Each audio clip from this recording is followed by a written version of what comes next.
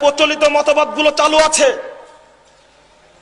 এক শ্রেণীর টুপিওয়ালা, পাগড়িওয়ালা, জুব্বাওয়ালা মানুষ খানকায় বসে বসে কোটি কোটি মানুষকে মুশরিক বানাচ্ছে।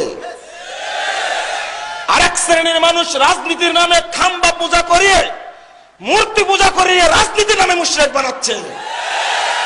ইসলাম বাদ দিয়ে গণতন্ত্র, সমাজতন্ত্র, ধর্মনিরপেক্ষতাবাদ, ইহুদিবাদ, নাস্তিকতাবাদ এই সমস্ত মতবাদের পূজা করে মুশরিক বানাচ্ছে। প্রথম এটা হলো তাগুত। টুপিওয়ালা করুক আর রাজনৈতিক ব্যক্তি করুক, তাগুত। প্রথমত আমাকে যুবকদেরকে বুঝাতে হবে, যুবক ভাইরা দাওয়াত নিয়ে এগিয়ে যাবে। যদি তাগুতকে আমি মেনে নিই তাহলে শিরিক প্রবেশ করলো, সুতরাং তাগুত আমার কাছে আশ্রয় পাবে না, তাগুতের বিরুদ্ধে আমার সংগ্রাম। দ্বিতীয়, পচা বেদাতি আমুলের বিরুদ্ধে, অর্থাৎ প্রথমটি হলো শিরিক, দ্বিতীয়টি হলো বেদাত, এর বিরুদ্ধে আমাকে আন্দোলনে নামতে হবে।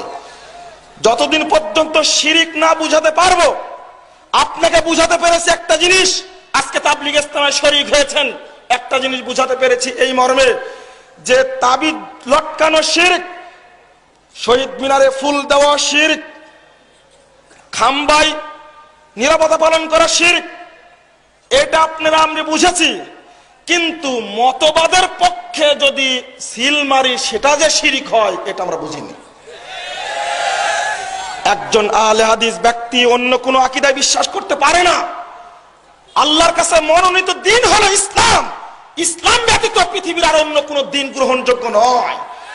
এটা জানার পর একজন মুসলিম ব্যক্তি অন্য কোনো মতবাদ কিভাবে মানতে পারে?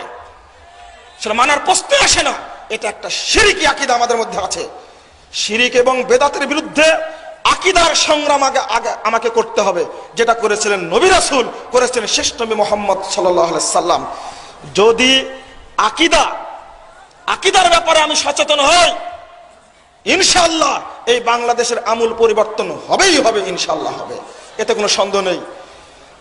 প্রচলিত বিশ্বে যেটা চলছে, আজকে কেউ মডেল হিসাবে পেশ করে তালেবানদেরকে, কেউ পেশ করে আল কায়দাকে, কেউ পেশ করে আনসারুস সুন্নাহকে, কেউ পেশ করে হিজবুল্লাহকে। যদিও বা তাদের কারো আকীদা সম্পর্কে আমরা জানিও না, এই নামগুলো আছেই বা কিনা তাতেই সন্দেহ আছে। আল কায়দা নামটা আমেরিকা রেখেছে, এটা লন্ডন থেকে প্রচারিত হয়। তালেবান নামটি কারা রেখেছে? তালেবানরা কি বলেছে? এইগুলো মডেল হিসেবে পেশ করা হয়। আপনাকে একটা মৌলিক নীতি বলি, তালেবানরা 5 বছর শাসন করেছে আফগানিস্তান, কিন্তু মানুষের আকীদা পরিবর্তন করতে পেরেছে? যদি আকীদার পরিবর্তন করে তালেবানরা ক্ষমতায় যেত, তাহলে হামিদ কারজাই আমেরিকার দালাল হিসাবে থাকতে পারতো না। অনুরূপ ভাবে গণতন্ত্রের মাধ্যমে একটা ব্যালট, একটা বুলেট, যেটা আমির জামাত পরিষ্কার বলে দেন, বুলেটের মাধ্যমে আফগানিস্তানে গেছিল কিন্তু টিকেনি, ব্যালটের মাধ্যমে সিরিয়ায় গিয়েছে, টিকতে পারেনি। মুরসি ক্ষমতায় গিয়েছে কিন্তু টিকতে পারেনি। আকীদার পরিবর্তনের ভিত্তিতে যদি মুরসি ক্ষমতায় যেতেন, কখনোই মিশরের সেনাবাহিনীর সাহস হতো না তাদের বিরুদ্ধে অ্যাকশনে যাওয়া। কারণ আকীদার পরিবর্তন হলে মিশরের সেনাবাহিনীর আকীদাও পরিবর্তন হয়ে যেত, তখন বিদ্রোহ করার সাহস পেত না। তালেবানদেরকে যারা ভালোবাসেন তাদের একটা তথ্য শুধু দেই, তালেবানরা বৌদ্ধ মূর্তি ভেঙ্গে খান করেছে, হিন্দুদের মূর্তি ভেঙ্গে খানকার করেছে, কিন্তু লাখো মাজার রয়েছে, একটিও মাজার কি তারা ভেঙেছে? কেন ভাঙল না? এই বাংলাদেশের এক শ্রেণীর মানুষ রয়েছে যারা ব্যালট বা বুলেটের মাধ্যমে ক্ষমতা অর্জন করতে চায়, কিন্তু পীরদের বিরুদ্ধে, ফকিরের বিরুদ্ধে, মাজার, খানকা, গাছ, খাম্বার বিরুদ্ধে কথা বলতে পারে না। ওই চরিত্র এই চরিত্র একই চরিত্র। এই পরিষ্কার শিরক মিশ্রিত আকীদা রয়েছে। আমাকে আপনি জিহাদ শিখাতে চান, যে আহলে হাদিসরা জিহাদের কথা বলে না, শুধু মুখে বলে মুক্তির একই পথ, দাওয়াতে জিহাদ, তাই না? তুমি আজকে মুসলিম বলে হঠাৎ করে লাভ দিলে পড়লে আর এক গর্তে গিয়ে, কই এখন দেখা যায় না কেন? আমি এভাবে বলছি, পরিষ্কার মনে রাখুন, আহলে হাদিসদেরকে আপনি জিহাদ শিখাতে চাচ্ছেন। আহলে হাদিসদের ইতিহাস হলো জিহাদি রক্তাক্ত ইতিহাস। 190টি বছর ব্রিটিশরা রাজত্ব করলো উপমহাদেশে। তোমার মতো সেই মুসলিম নামে নওজোয়ান কোথায় ছিল তখন? উপমহাদেশের তথাকথিত টুপিওয়ালা খানকাওয়ালারা আহলে হাদিসদের বিরুদ্ধে ফতোয়া দিয়ে মুসলমানদেরকে বিরত রেখেছিল, কিন্তু আহলে হাদিস নওজোয়ান সালাফি আকীদায় পুরো প্রতিষ্ঠিত বৌদ্ধ রাজনীতিবিদ শাহ ইসমাইল শহীদ সাইয়েদ আহমদ দেলওয়ার রাহিমাহুল্লাহ ওই সমস্ত আলেমদেরকে বেদাতীদেরকে তোয়াক্কা না করে জিহাদের ডাক দিয়েছিলেন। এক এক বক্তব্যতে 70,000 হিন্দু ইসলাম গ্রহণ করেছে। তাদের মাধ্যমে আমি বলি, ওই জন্যই বিজয় কখন আসবে সেটা বলা যাবে না। সব আলেমরা বিরোধিতা করেছিল। আজকে যারা দেওবন্দি আকীদায় প্রতিষ্ঠিত, তারা শাহ ইসমাইল শহীদের সাইয়েদ আহমদ বেরলভীর চেতনার লোকদেরকে ঘাম ঝরিয়ে ছাড়ছে। আজকে তারা দাবি করে তারা নাকি জিহাদ আন্দোলন করেছে। নাউজুবিল্লাহ। তারাই বিরোধিতা করেছিল। ইতিহাস রেকর্ড।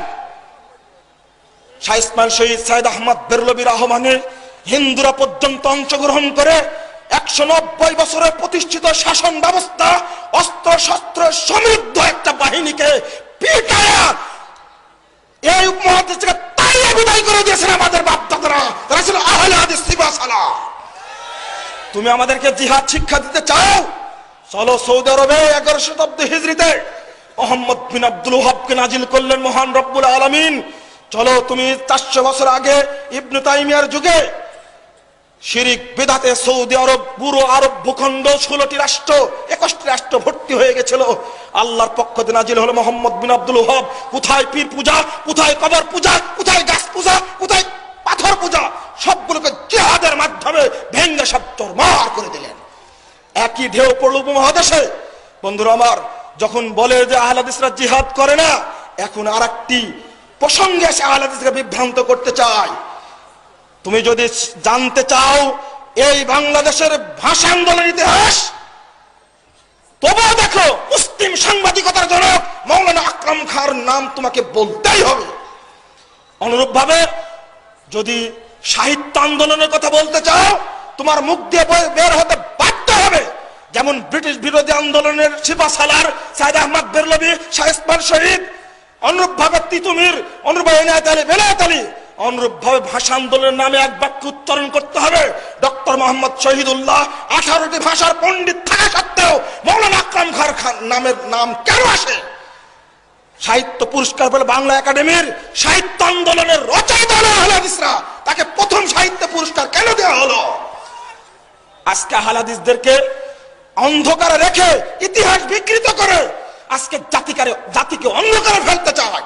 হে আহলে হাদিস নওজোয়ান ভাইরা, তোমাদেরকে বলছি, এটা আমি বাংলাদেশ আহলে যুব সংঘের দায়িত্বশীল হিসাবে আহ্বান জানাতে চাই। যতদিন পর্যন্ত এই বাংলাদেশে তথাকথিত জাহেলি মতবাদ থাকবে, যতদিন তথাকথিত পীর পূজা, কবর পূজা, শিরক ও বিদআতের শিকন্ডি থাকবে, ততদিন পর্যন্ত তুমি কর্মী হিসাবে এক বিন্দু ঘুমাতে দেওয়ার সুযোগ নেই। এদের বিরুদ্ধে আন্দোলন করে এই মদিনায় নাজিল হওয়া পবিত্র ইসলাম বাংলার বুকে আবার তাওহীদের, নির্ভেজাল তাওহীদের পতাকা আবার উড্ডীন করতে হবে। এটাই